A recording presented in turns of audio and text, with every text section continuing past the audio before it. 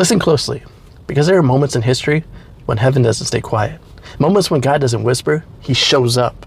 And when he does, the ground trembles, the air changes, and people realize something terrifying and beautiful at the same time. God is real. He's closer than they thought. This is one of those moments.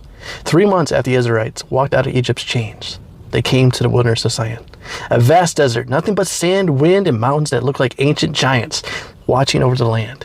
And there at the base of the towering mountain, the people set up camp. This was no accident. God had brought them there. Moses climbed the mountain to meet the Lord, and from the heights, God called down to him. Tell the people this. You saw what I did in Egypt. You saw how I carried you like an eagle carries his young, lifting you out of danger and bringing you here to myself. Now listen carefully.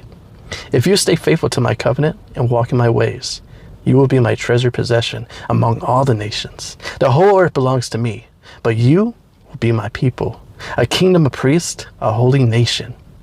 Moses came down the mountain and gathered the elders. He told them everything God had said, and the people answered with one voice. Everything the Lord says, we will do. So Moses carried their answer back up the mountain. And the Lord said to him, I'm about to come to the people in a thick cloud, so they will hear me speak with you and trust you from this day forward.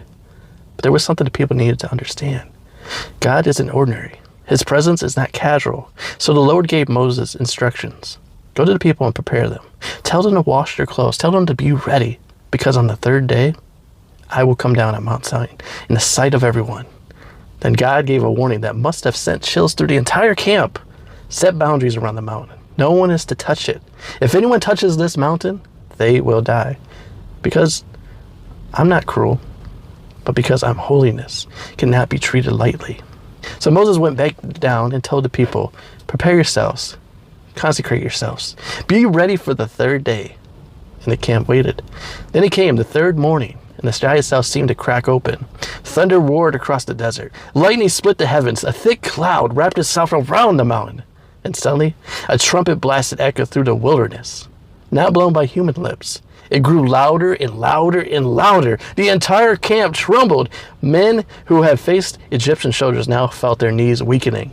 Mothers held their children close. Even the ground beneath their feet seemed alive.